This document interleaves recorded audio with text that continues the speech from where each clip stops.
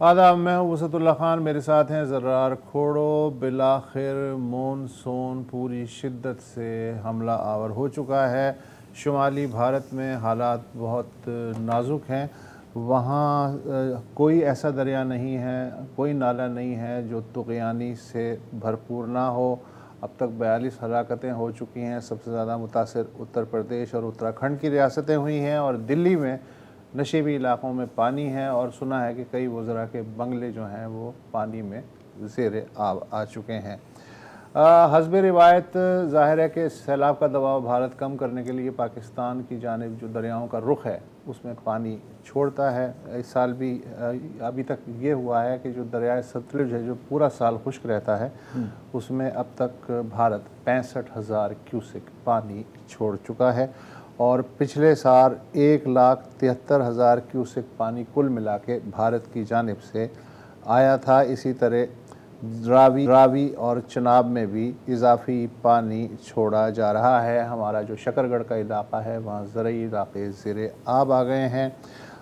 महकमा मौसमियात कहता है कि 13 से 17 जुलाई तक मानसून बारिशों का एक नया सिलसिला गिलगित बल्तिस्तान से बलूचिस्तान तक शुरू होने वाला है।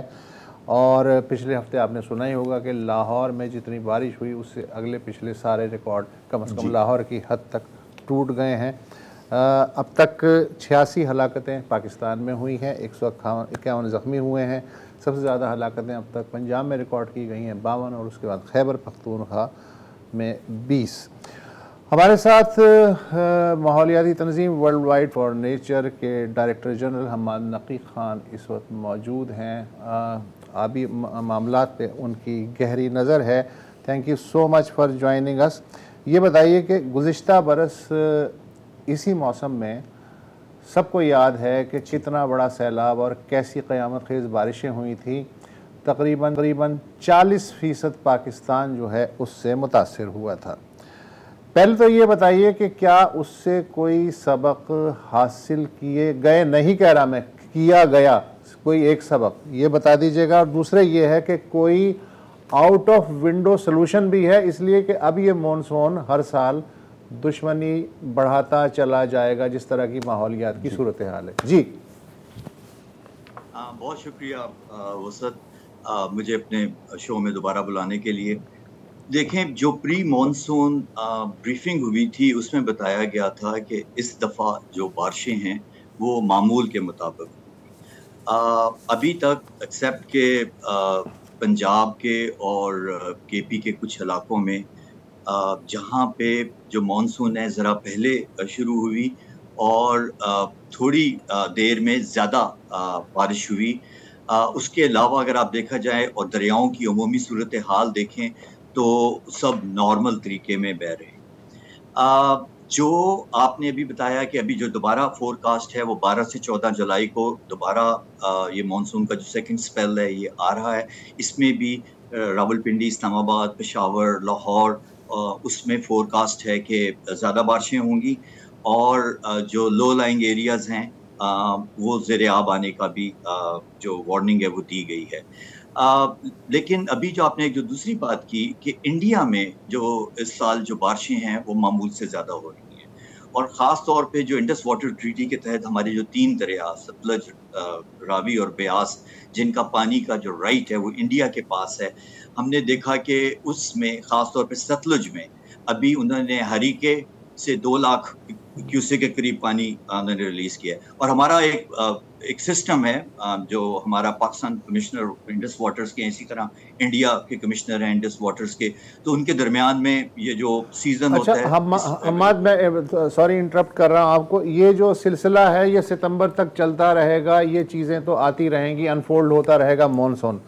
मेरा बुनियादी सवाल ये कि गुज़िश्ता बरस की जो एक अजीम तबाही से हम गुजरे हैं उसके बाद से कोई एक आउट ऑफ विंडो सलूशन कोई सामने आया है कि इससे कैसे निपटा जाए? इसमें मैं एक इजाफा करना चाह रहा हूँ। अक्सर हमाद साहब, जब ये हम भारत की बात करें या हम बरसात की बात करें, एक सवाल हमेशा पूछा जाता है कि यार कभी तो हम पानी को तरस रहे होते हैं और कभी इतना पानी आता है कि हमारे से संभाला नहीं जाता। तो कोई ऐसा प्रोजेक्ट या कोई ऐसा काम किया जा रहा है कि इसको स्टोर किया जाए, हार्नेस किया जाए, यूटिलाइज किया जाए? जी آئی تھنک یہ بہت کیونکہ آج کا دن بہت اہم ہے اور اس لحاظ سے یہ جو آپ کا سوال ہے یہ بھی بہت اہم ہو جاتا ہے. آئی تھنک پاکستان کے لیے آج کا دن اس لیے اہم ہے کہ گرین کلائمیٹ فنڈ نے آج ایک پروجیکٹ جس پہ WWF پاکستان اپنے پارٹنرز کے ساتھ پچھلے کوئی 5-6 سال سے کام کر رہا تھا, ریچارج پاکستان, اس کو اپروو کیا ہے. اور اس کے اندر تقریباً $78 ملین کی گرانٹ ہے کہ جو پاکستان کے پاس آئے گی. نا یہ جو پروجیکٹ ہے یہ مختلف کس طرح ہے.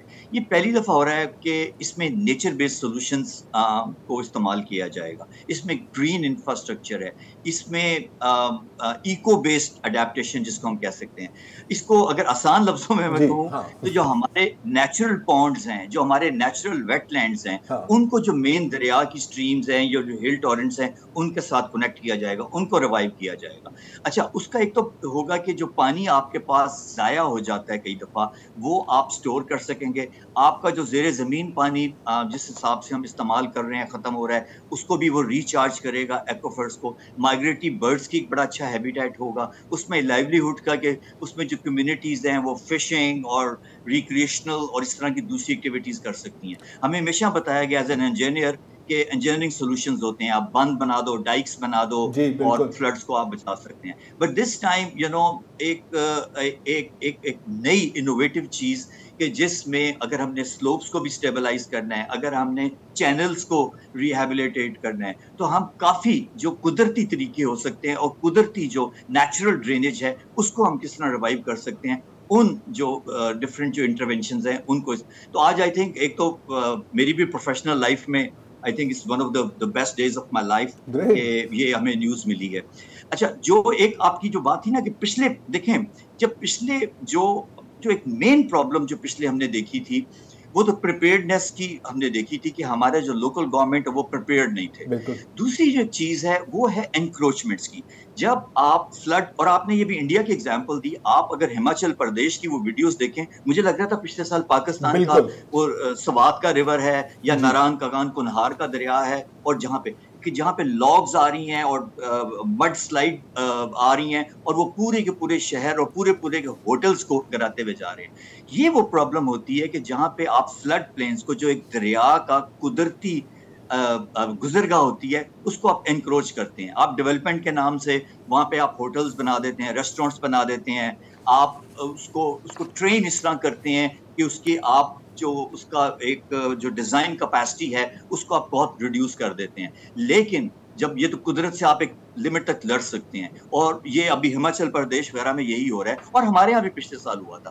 تو پرابلم اس کہ ہم نے اس چیز کو ایک طرف, اگر ہم یہ پروجیکٹ کے تحت ہم نیچر بیسڈ سولوشنز اور دوسری چیزیں کر رہے ہیں, اور آپ کے جو نیشنل ڈیزاسٹر مینجمنٹ اتھارٹیز ہیں ان کی آج کی بھی دیکھ رہا تھا کہ جس میں وارننگز اور forecasting, I think that's the good thing کہ وہ آپ کو لگ رہا ہے کہ وہ چیزیں اب اس کو فلڈ فور کاسٹنگ ڈویژن بھی بہت فنکشنل ہے, وہ چیزیں ہو رہی ہیں. بٹ جو آپ کے فلڈ پلینس میں جو انکروچمنٹس ہیں ان کو جو کنٹرول کرنا ہے اور پرانیوں کو بھی اور نئے کو الاؤ نہ کرنا, I think I am sorry to سے وہ چیز آپ کو نظر نہیں آ رہی. تو مطلب یہ مکسڈ بیگ ہے. یہ ایک تو ایک اچھی بات ہوئی ہے کہ یہ گرین فنڈ سے ریچارج ہوا ہے, لیکن وہ جو مسئلے ہیں کہ بھائی بالکل دریا کے کنارے ہوٹل بنانا ہے یا دریا کے بیچ جیسے سوات میں, مطلب ایک تو قدرت ہے اور دوسرے ہماری بری عادتیں جو ہیں وہ بھی سیلاب لا رہی ہیں. جی یہ بھی ہے.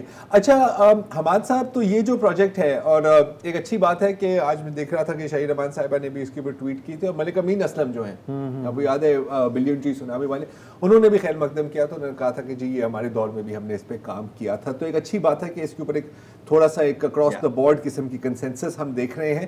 اب یہ پروجیکٹ اناؤنس تو ہو گیا ہے اور میرا خیال ہے اس کی فنڈنگ بھی کلیئر ہو گئی ہے.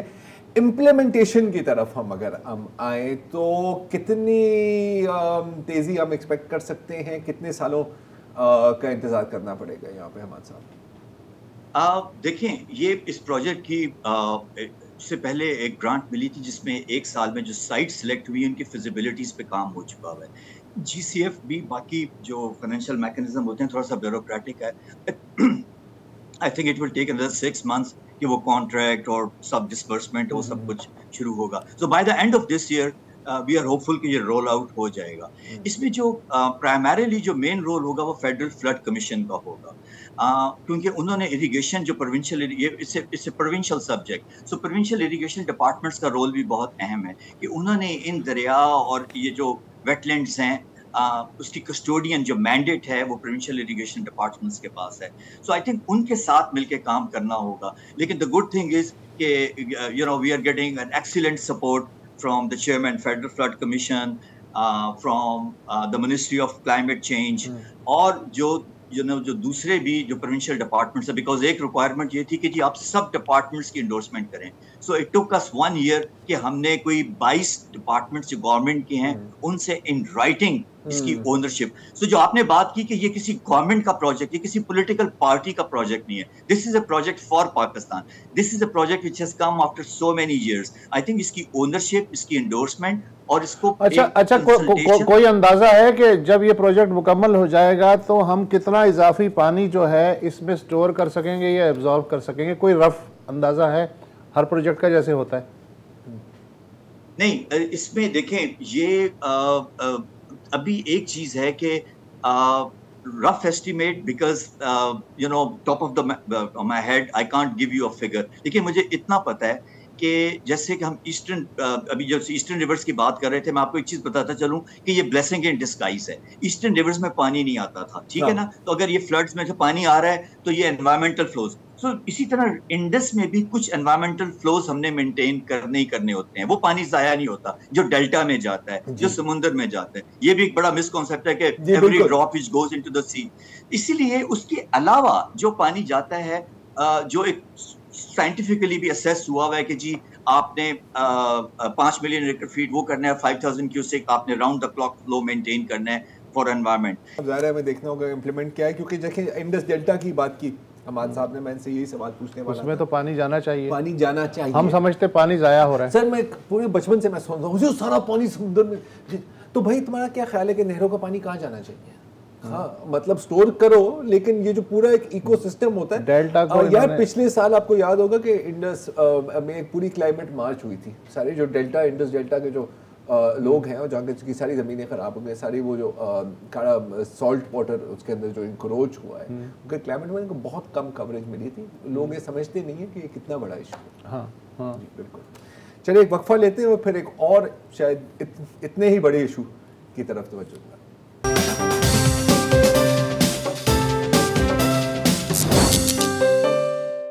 Welcome back. آج عالمی یوم آبادی ہے اور ہر سال اسی دن ہم وہی باتیں کرتے ہیں کہ جی آبادی کو مینیج کرنا ضروری ہے, اس کے لیے اقدامات لینے چاہیے, اور یہ دیکھیں کہ باقی ممالک اور بالخصوص ہمارے پڑوسی ممالک نے کتنی کامیابی حاصل کی ہے پاپولیشن مینجمنٹ میں وغیرہ وغیرہ. لیکن زیادہ کچھ ہوتا نہیں ہے, اور اتنا ہمیں پتہ ہے کہ اگر ہم ایسے ہی چلتے رہیں, اور لگ تو رہا ہے کہ ہم ایسے ہی چلتے رہیں گے, تو سن 2050 تک ہماری آبادی شاید 40 کروڑ ہو جائے. اس وقت کتنی ہے؟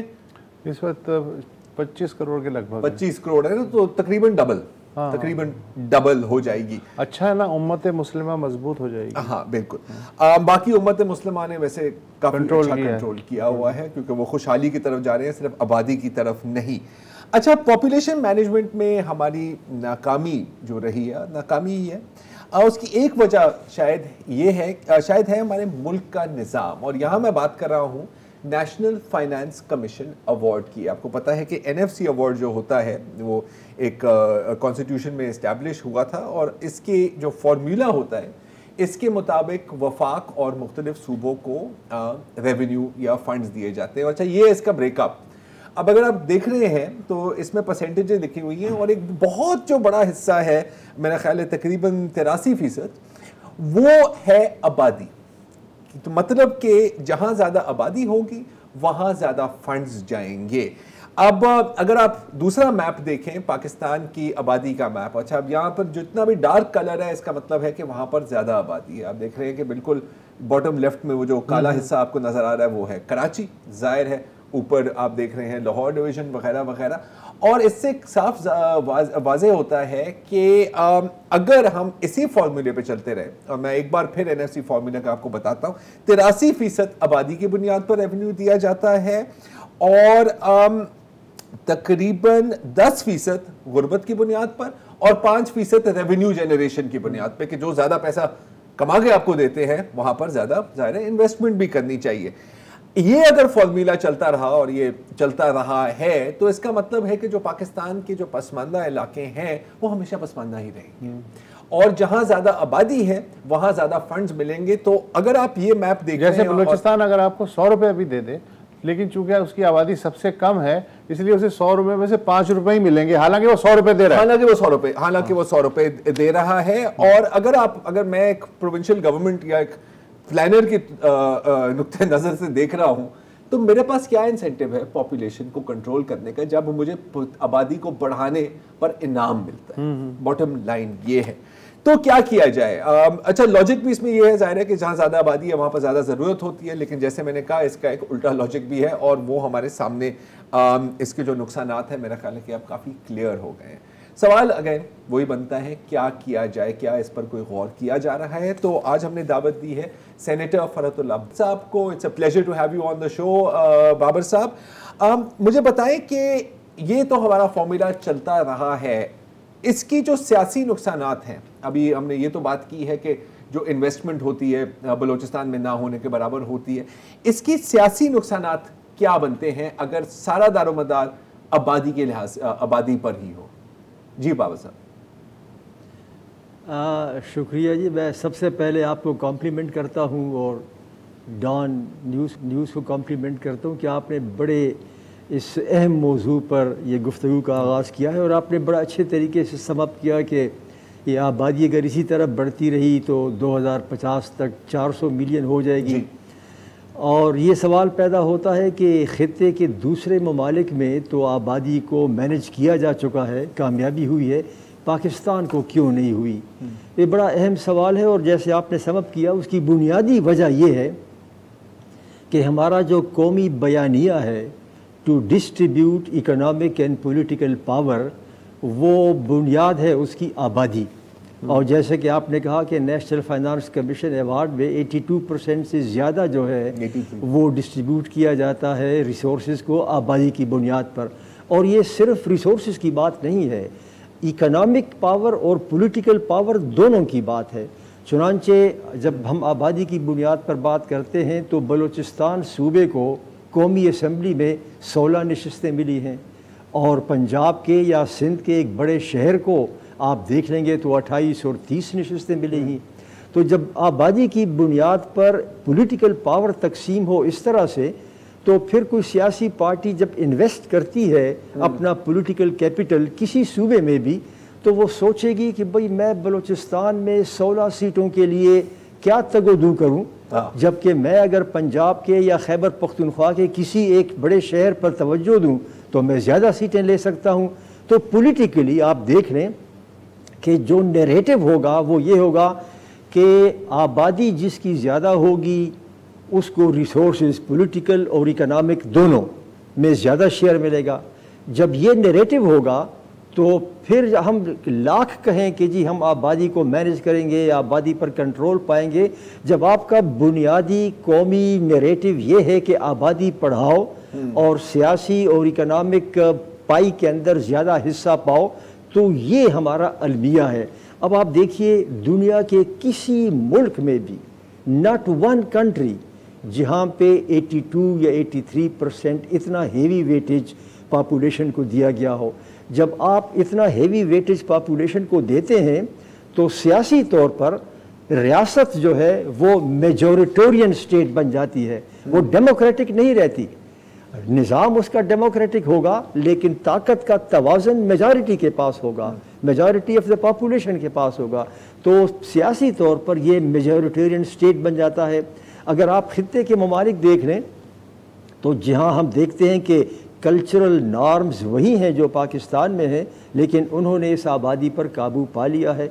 बांग्लादेश को देख लीजिए, बांग्लादेश ने काबू पा लिया है, इंडिया ने कर लिया है। दोनों का अगर आप मॉडल देख लें تو ماڈل یہ ہے کہ بنگلہ دیش نے تو اپنے جو ریسورس ڈسٹریبیوشن ہے اس میں آبادی کو 60% رکھا ہے، پاکستان سے کم ہے، لیکن اس 60% آبادی پر بھی بنگلہ دیش میں اب اچھی خاصی تحریک چلی ہے، اور وہ کہتے ہیں کہ یہ درست نہیں ہے، اس کو کم کرو۔ انڈیا کے اندر انہوں نے پاپولیشن کنسیڈریشن کو فریز کر دیا ہے اور کہا کہ بھئی اگلے 15 سال یا 20 سال تک جو پاپولیشن پر ہم نے ڈسٹریبیوشن رکھی ہے وہ اتنی ہی رہے گی، اس کو کیپ کر دیں گے، اور وہ 15% ہے، صرف 15%۔ سو آپ اندازہ لگائیں کہ جہاں یہ ہمارے خطے کے ممالک، ملیشیا نے بھی ایسا کیا ہے، ایران نے بھی کیا ہے، اور ان تمام ممالک میں جن کا میں نے نام لیا ہے، ان ممالک نے اپنی آبادی پر کنٹرول کر لیا ہے۔ ہماری آبادی کنٹرول نہ ہونے کی بنیادی وجہ یہ ہے کہ ہمارا ریاستی بیانیہ بڑھاوا دیتا ہے آبادی کو، یہ تو ایک وجہ ہے۔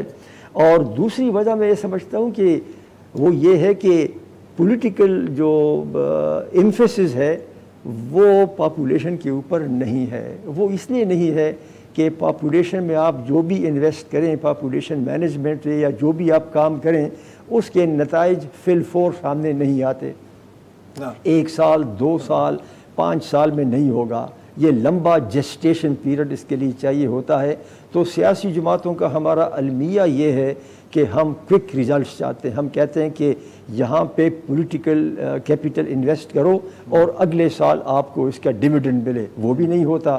تو جب وہ نہیں ہوتا تو پاپولیشن ایشوز جو ہیں وہ بیک گراؤنڈ میں چلے گئے ہیں۔ تو میں سمجھتا ہوں کہ یہ اب وقت آ گیا ہے، کیونکہ اگر ہم نے ابھی اس کو کنٹرول نہ کیا تو جس طرح سے آبادی بڑھ رہی ہے، اب دیکھیے جب میں اور آپ آپس میں بات کر رہے ہیں اور یہ 20 منٹ کا پروگرام ہوگا، آپ کا پروگرام 1 گھنٹے کا ہوگا، 1 گھنٹے کے اندر آبادی جو ہے وہ 600 بڑھ گئی ہوگی، ایک دن کے اندر 15,000 بابر صاحب آپ کی بات کاٹ رہا ہوں، ہم ایک چھوٹا سا بنائیں اور وقفے کے بعد ہم سے پوچھیں گے کہ اگر آپ یہ باتیں کر رہے ہیں تو یقیناً اور بھی سیاستدان ہوں گے، اور بھی اسٹیٹسمن ہوں گے، پارلیمنٹیرینز ہوں گے، سینیٹرز ہوں گے جو بھی یہ بات کر رہے ہوتے ہیں، لیکن ان کی آواز کیوں نہیں سنی جاتی؟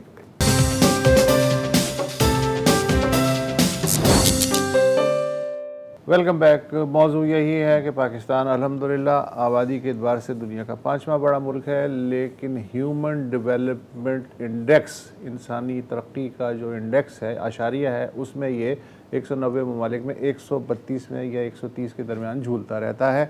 فرحت اللہ بابر صاحب جو ہیں وہ ہمارے ساتھ موجود ہیں، اور وہ آبادی میں اضافے کے سیاسی اینگل اور وجوہات پہ جو ہے ان کا ایک نظریہ ہے جو کہ ہماری سمجھ میں بھی آ رہا ہے کہ اگر وسائل کی تقسیم جو ہے اس کا کرائیٹیریا آبادی ہوگا تو پھر ظاہر ہے ہر صوبہ اپنی آبادی کو بڑھا چڑھا کے پیش کرنے کی کوشش کرے گا اور آبادی پہ کنٹرول ادھر ادھر ہو جائے گا۔ بابر صاحب، جب تک ہمیں سوٹ کرتا تھا، میں آپ کو 1 یونٹ کی مثال دے رہا ہوں، 1954 میں کہ مشرقی پاکستان کی آبادی 56% تھی، مغربی پاکستان کی 44% تھی، لیکن ہمیں بھائی سوٹ نہیں کر رہا تھا، تو ہم نے کہا نہیں بھائی نہیں، 50-50 50-50 کر لیتے ہیں، 50 تمہارے 50 ہمارے، ہمیں سوٹ کر رہا تھا۔ لیکن جب مشرقی پاکستان بنگلہ دیش بنا ہے تو اس کے بعد ہمیں یہ سوٹ کر رہا تھا، نہیں بھائی نہیں، آبادی کی بنیاد پہ وسائل کی تقسیم ہونی چاہیے، باقی چیزوں کو آپ چھوڑیں۔ تو اب سوال یہ ہے کہ اگر آپ لوگوں کو یہ ریئلائز ہو رہا ہے کہ یار یہ تو ہم اپنے پاؤں پہ خود کلہاڑی مار رہے ہیں پچھلے 50 سال سے، تو کون بلی کے گلے میں گھنٹی باندھے گا؟ اس لیے کہ جس صوبے کو آبادی کی بنیاد پہ سب سے زیادہ پیسے مل رہے ہیں وہ کیوں مانے گا؟ یہ آپ کا بہت ہی اہم سوال ہے۔ جی ہیلو، یہ آپ کا بہت ہی اہم سوال ہے کہ یہ کون مانے گا، کیونکہ جس صوبے کو آبادی کی بنیاد پر بڑا شیئر ملے ہاں وہ کیسے مانے گا؟ It's a very pertinent question. یہ جو آبادی کا ایشو ہے، ڈیموگرافی کا ایشو ہے، یہ پولیٹیکل ایشو بھی ہے۔ آپ دیکھیں کشمیر میں، now Kashmir is now a demographic issue, Palestine, Israel, that is a demographic issue. خود کسی ایک سیاسی جماعت میں آپ دیکھ لیں، ایک سیاسی جماعت میں بھی تمام لوگ جو ہیں اس جماعت کے اندر وہ ایک پیج پر نہیں ہوں گے۔ مثلاً اگر پاکستان پیپلز پارٹی ہے، اس میں اگر بلوچستان کا کوئی آفس بیئرر ہے، وہ کہے گا کہ بھئی آبادی کی بنیاد غلط ہے، آپ اس میں اور بھی چیزیں رکھیں. لیکن پنجاب میں جو ہوگا وہ نہیں مانے گا اس کو، وہ کہے گا نہیں، آبادی کا تناسب یہ جو رکھا گیا ٹھیک ہے. Now this is a very important question. اس کو کیسے ایڈریس کیا جائے؟ یہ اوور نائٹ نہیں ہوگا، یہ ایک مہینے ایک سال میں نہیں ہوگا. اس کا پہلا طریقہ میرا خیال ہے یہ ہے کہ 2023 کا جو سال ہے یہ انتخابات کا سال ہے. کم از کم تمام سیاسی جماعتیں جو اب مینیفیسٹو بنائیں گی، اس مینیفیسٹو میں آبادی کو وہ پرائرٹی دیں کہ ہم نے اس ایشو کو ایڈریس کرنا ہے. فی الحال وہ بات اگر نہیں کرنا چاہتے آبادی کا تو بے شک نہ کریں، لیکن اس کو پرائرٹی دے دیں. نمبر 1. نمبر 2، میری تجویز یہ ہے کہ جب آپ مینیفیسٹو میں اس کو ڈال دیں گے تو 2023 کا سال جو ہے وہ آئین کی 50ویں سالگرہ بھی ہے. اب اگر یہ آئین کی 50ویں سالگرہ ہے اور آپ آئین کی 50ویں سالگرہ منا رہے ہو ملکی سطح پر، تو آپ کے آئین میں ایک چیپٹر ہے بنیادی حقوق کا اور ایک دوسرا چیپٹر ہے پرنسپلز آف پالیسی کا. اور پرنسپلز آف پالیسی میں بھی بنیادی حقوق ہیں، لیکن دونوں میں فرق یہ ہے کہ پرنسپلز آف پالیسی کے اندر دیے ہوئے بنیادی حقوق جسٹیشیبل نہیں ہیں، آپ عدالت کے ذریعے ان کو نافذ نہیں کر سکتے. تو وہ جو پرنسپلز آف پالیسی میں ایک آرٹیکل ہے 38D ہے 38D، اور وہ کہتا ہے کہ ریاست دے گی فوڈ سیکیورٹی ہیلتھ وغیرہ. میری تجویز یہ ہے کہ یہ جو آرٹیکل ہے 38D آئین کا، اس کو پرنسپلز آف پالیسی سے نکال کر فنڈامنٹل رائٹس کے چیپٹر میں ڈالا جائے، اور پھر یہ جسٹیشیبل ہو جائے گا. اور جب یہ حقوق پانی، روٹی، کپڑا، مکان، یہ سارے جب یہ جسٹیشیبل ہو جائیں گے تو آپ کا پاپولیشن ایشو جو ہے وہ جسٹیشیبل ہو جائے گا. آپ عدالت کے ذریعے پھر آپ کچھ پیش رفت کر سکتے ہیں. تو میری اور اس سے ایک بابر صاحب فائدہ یہ بھی ہوگا کہ جو مردم شماری کے گھپلے ہیں وہ بھی کسی حد تک ہم کنٹرول کر پائیں گے اگر کرائیٹیریا جو ہے وہ چینج ہو جائے. یہ بتائیے کہ پاکستان پیپلز پارٹی اس سلسلے میں آپ نے جو منشور کی بات کی، آئین میں ترمیم کی بات کی، اس میں سنجیدگی سے پاکستان پیپلز پارٹی کے اندر بحث ہو رہی ہے کہ اگلے الیکشن میں ہم یہ لائن اس کا اضافہ کر دیں اپنے منشور میں؟ میں جی جو منشور کمیٹی پاکستان پیپلز پارٹی کی بنی ہے اور پاکستان پیپلز پارٹی نے تمام لوگوں سے رائے طلب کی ہے، تو میں نے جن امور پر رائے اپنی دی ہے اس میں ہیومن رائٹس کا چیپٹر ہے، اس میں پاپولیشن کا چیپٹر ہے، اور اس میں ایک دو اور بھی ایشوز ہیں. تو میں نے جو پاپولیشن چیپٹر میں اپنی تجاویز دی ہیں، میں نے بینے ہی یہی تجاویز دی ہیں جو میں اس وقت آپ کے سامنے بیان کر رہا ہوں. میں نے پارٹی کو یہ تجویز دی ہے کہ آرٹیکل 38D کو بنیادی حقوق کا چیپٹر کا حصہ بنایا جائے. دوسرا میں نے یہ کہا ہے کہ آپ مینیفیسٹو میں اس کو اس طرح سے ڈال دیں. تیسرا میں نے یہ بھی اس میں کہا ہے کہ جتنی بھی پاپولیشن ایشوز ہیں، خواہ وہ چائلڈ مورٹیلٹی ہے، انفنٹ مورٹیلٹی، خواتین کی زچگی کے دوران ڈیتھ ہے، جو بھی ہے، اس سب کے اندر آپ دیکھیں تو خاتون جو ہے نا، woman, that is at the centre. تو ہمارا محور ہونا چاہیے political and economic empowerment of women. جب ایک دفعہ آپ یعنی ڈائریکٹ ابھی کوئی بھی پارٹی ویٹیج کی جو کمپوزیشن ہے NFC میں وہ چینج کرنے پہ تیار نہیں ہے. وہ دیکھیں جی، یہ تو اوور نائٹ تو نہیں ہوگا نا جی. میں سمجھتا ہوں کہ جب آپ لاجک ریزن کے ساتھ بات کریں گے لوگوں کو بٹھا کے کہ دیکھیں یہ سسٹینیبل نہیں ہے، آپ 80% اور 85% آبادی کی بنیاد پر پولیٹیکل اور اکنامک پاور تقسیم کرو گے تو میجورٹیرین سٹیٹ بنے گا، یہ ڈیموکریٹک اور ویلفیئر سٹیٹ نہیں بنے گا.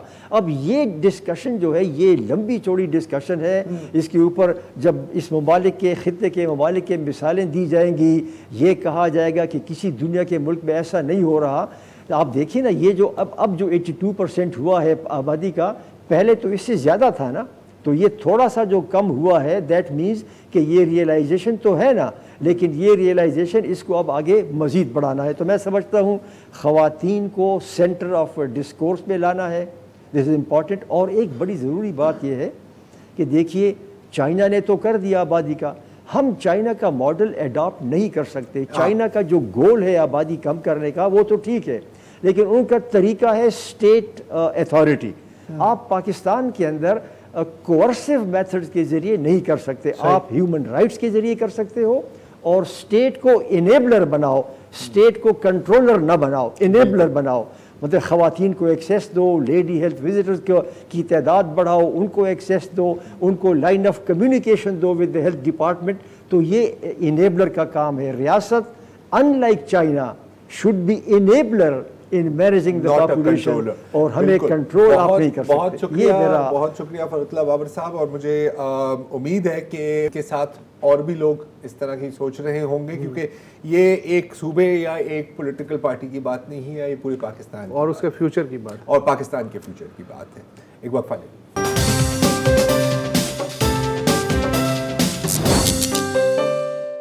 Welcome back. पिछले हफ्ते एक बड़ी मज़ेदार खबर आती है कि लाहौर के एक इलाके में एक ड्रोन उड़ते उड़ते गिर जाता है। अच्छा, अब इसमें कोई गैर मामूली बात नहीं है, ड्रोन उड़ते भी हैं और ड्रोन गिरते भी हैं, लेकिन ये काफ़ी बड़े साइज़ का ड्रोन था। तो लोग गए, ज़ाहिर है किसी खेत में आके गिर गया, तो लोग गए उसके पास, ड्रोन के पास, और पता लगा कि ड्रोन के साथ कुछ पैकेजेस थे, और उन पैकेजेस के अंदर हेरोइन थी, पूरे 6 किलो हेरोइन, जिसकी मेरा ख्याल है कि वैल्यू बनती है कुछ करोड़ रुपए शायद, पता नहीं, लेकिन कहा जा रहा है कि काफ़ी मिलियंस में है। अच्छा, अब जाहिर है कि अभी तक ये नहीं पता कि किसका ड्रोन था, ये कहाँ जा रहा था, और क्या ये पहली बार इस्तेमाल हो रहा था या ये बाकायदगी से इस तरह के सिस्टम से स्मगलिंग की जा रही थी। अगर की जा रही थी तो ये कोई नई बात नहीं है। मैं आपको अमेरिका की मिसाल देता हूँ। 2013 में पहली बार अमेरिका की रियासत ओहायो में के एक जेल के इर्द गिर्द एक ड्रोन घूम रहा था, और फिर आके एक जेल की छत के ऊपर एक पैकेज उसने फेंका, और पता लगा कि उस पैकेज के अंदर मुनशियात भी थी, एक आधा छुरा भी था, छुरी भी थी, और कुछ मोबाइल फोन्स भी थे। अच्छा, ये 2013 की बात। इस साल अमेरिका की सिर्फ एक रियासत साउथ कैरोलिना में 260 बार इस तरह के ड्रोन डिलीवरीज हुई हैं। 260 बार। ये इस हद तक बात पहुंच गई कि जेल के इर्द गिर्द तो दीवारें होती है ना, फेंसेस होते हैं, इनको जेल के छत के ऊपर एक नेट भी बनानी पड़ी, और फिर पुलिस के अपने ड्रोन चल रहे होते हैं, तो ये एक कैट एंड माउस गेम चल रही है वहां पर ड्रोन्स के साथ। अच्छा, ड्रोन्स को स्मगलिंग के लिए भी इस्तेमाल किया जा रहा है, और ये भी कोई आज की बात नहीं है। मैं आपको 2018 की एक कहानी बताता हूं, चीन की। चीन में एक गैंग बस्ट हुआ जिसने $80 मिलियन की वैल्यू के आईफोन स्मगल किए थे हांगकांग से चाइना। अच्छा, क्या करते थे कि वो आधी रात का इंतजार करते थे जब बिल्कुल अंधेरा होता था, और छोटे से बैग्स के अंदर 10-10 आईफोन भर के हांगकांग से चाइना उड़ाते थे, फिर वो ड्रोन वापस जाता था, दोबारा भरता था, और इस तरह एक रात में आप गेस करेंगे कितने फोन स्मगल हो जाते थे? 15,000 फोन। $80 मिलियन। आप सोचें इसमें कितनी मलकियत है।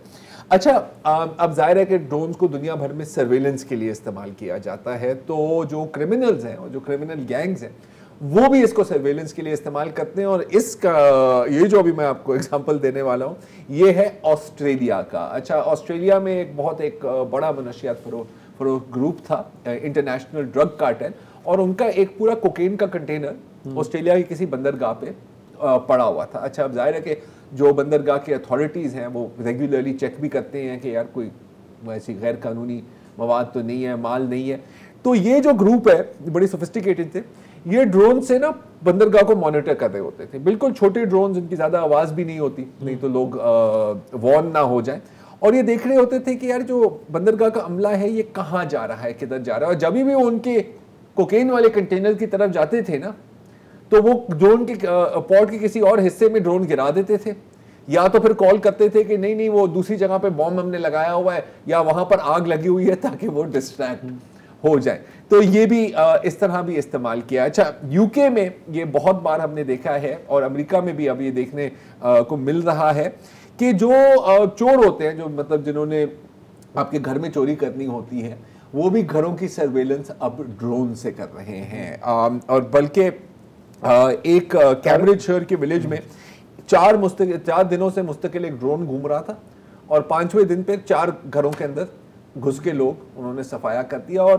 گھر کے مالکان بڑے پریشان تھے. انہوں نے کہا کہ یار ہماری تو دیواریں ہیں, یہ ہمارا لان موور بھی اٹھا گیا ہے, ہماری بڑی قیمتی کچھ اسٹیچوز پڑے ہوئے تھے یارڈ میں, اس کو پتہ کیسے لگا کہ ہمارے یہاں تھا؟ تو بعد میں پولیس کے اطلاعات کے مطابق وہ ڈرون سے اپنی سرویلنس, ٹارگٹ کلرز. اچھا ایک اور بڑی مزیدار میں آپ کو بات بتاؤں کہ ایف بی آئی, امریکہ کی جو ایف بی آئی ہے, وہ آپ کو پتا ہے ان کے اسٹیک آؤٹس ہوتے ہیں. اچھا ایک بہت کچھ کرمنلز ایک گھر کے اندر پڑے ہوئے تھے اور ایف بی آئی نے ان کو سراؤنڈ کیا ہوا تھا.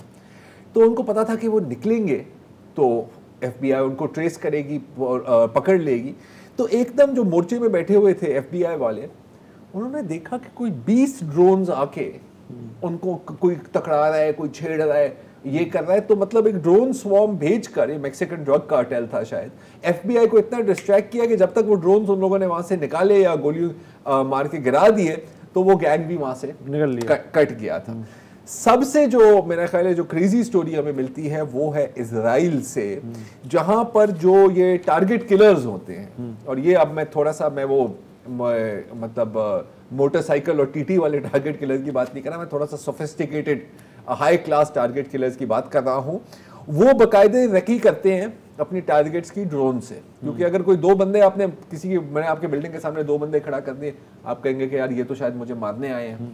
تو یہ آپ ریکی کرتے ہیں ڈرون کے ساتھ, اور کم از کم 4 قتل ہیں جو اسرائیل کی پولیس نے لنک کیا ہے ڈرون سرویلنس کے ساتھ. انہوں کو کہتے ہیں کہ یار اب مجھے بتائیں کہ ہم کس کو جا کے پکڑیں.